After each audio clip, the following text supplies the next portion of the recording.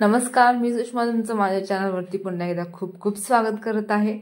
तर आज मी तुमच्यासाठी मस्त अशी एकदम गोड आणि प्रत्येकाला आवडेल अशी रेसिपी घेऊन आलेली आहे। तर गणपती बाप्पा घरी आहेतच, तर त्या आगमनाच्या दिवशी आपण गव्हाची खीर प्रत्येकाच्या घरी बनवली जाते, पण ही खीर सुद्धा तुम्ही आता प्रसादासाठी बनवू शकता आणि एकदम सुंदर आणि एकदम अशी चविष्ट लागते ही सुद्धा खीर। चला तर मग ट्राय करा, काही ट्रिक्स आहेत, काही टिप्स आहेत त्या फॉलो करा आणि नक्की ही खीर सुद्धा घरी ट्राय करा। ड्रायफ्रूट वाली शेवयाची खीर आज आपण बनवणार आहोत। चला तर मग सुरू करूया।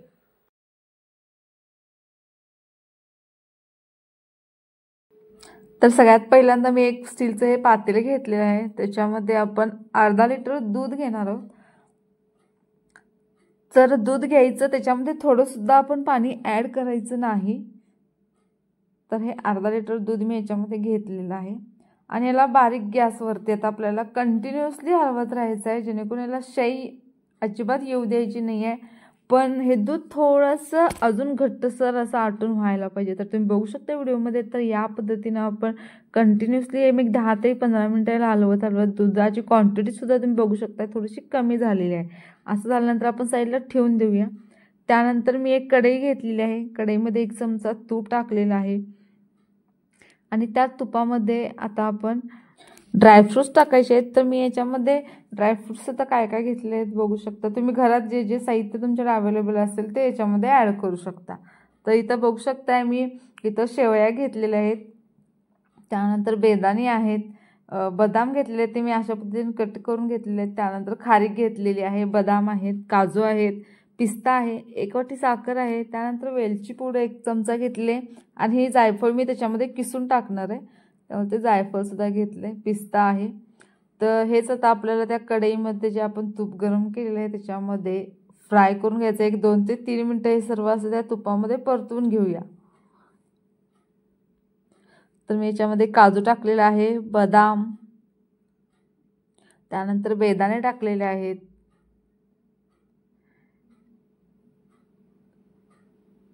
पिस्ता आहे, खारीक आहे।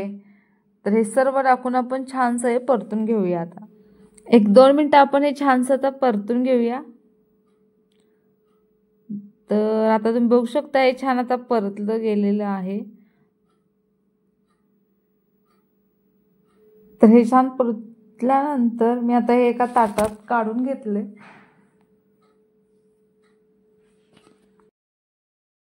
तर त्यानंतर आता त्याच कढईमध्ये मी शेवया टाकलेल्या आहेत, तर त्या सुद्धा आपल्याला छानशा परतून घ्यायच्या आहेत। 1 3 ते 4 मिनिटं थोडासा तांबूस कलर येईपर्यंत आपण परतायचे आहेत। त्यात पण मी थोडंसं 1 चमचा तूप टाकलेलं आहे, तर त्या तुपामध्येच आपल्याला या शेवया सुद्धा छानशा परतायच्या आहेत। तर याचा कलर बघा आता कसा येतो, तर तो कलर आपल्याला हवा आहे खिरीसाठी। तर आता बघू शकता 1 3 ते 4 मिनिटानंतर साधारण मस्त असं आपल्या शेवया भाजून झाले, ते पण आता साईडला ठेवून देऊया। त्यानंतर जे आपलं दूध छान गरम झालेलं, ज्याला आपण उकळी आणून ठेवलेली आहे मस्त असं, त्याच्यामध्ये 1 वाटी साखर घालून हे सुद्धा छान आता विरघळून घ्यायचं। त्यानंतर इकडं आपल्या शेवया सुद्धा मस्त तयार झालेले आहेत। तर त्या शेवया मी ते कढईतून न काढता त्यातच आपण जे तुपामध्ये परतलेले ड्रायफ्रुट्स आहेत ते याच्यामध्ये मी टाकलेले आहेत। ते परत एकदा थोडेसे परतलेले आहेत शेवयामध्ये। त्यानंतर आपण आता जे जे आपण आता दुधामध्ये साखर टाकलेली आहे ते आपल्याला दूध याच्यामध्ये ओतायचं आहे आणि व्यवस्थित असं हे मिक्स करून घ्यायचं आहे। तर तुम्ही बघू शकता व्हिडिओमध्ये या पद्धतीने। चला तर हे छान मिक्स झालेलं आहे। त्यानंतर याच्यामध्ये वेलची पूड टाकायची आणि त्यानंतर मी जायफळ थोडंसं याच्यामध्ये किसत आहे, त्यानं सुद्धा खूप जास्त टेस्ट येते।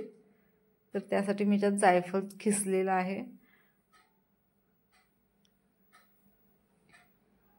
त्यानंतर हे मस्त असं मिक्स करूया आणि आपली मस्त अशी ही शेवयाची ड्रायफ्रुट्सवाली खीर तयार झालेली आहे खाण्यासाठी।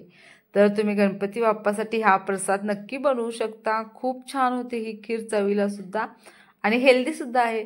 चला तर मग तुम्हाला माझी जर ही रेसिपी आवडली असेल तर तुम्ही पण घरी नक्की ट्राय करा आणि माझ्या चॅनलला सबस्क्राईब करा अशाच छान छान व्हिडिओजसाठी।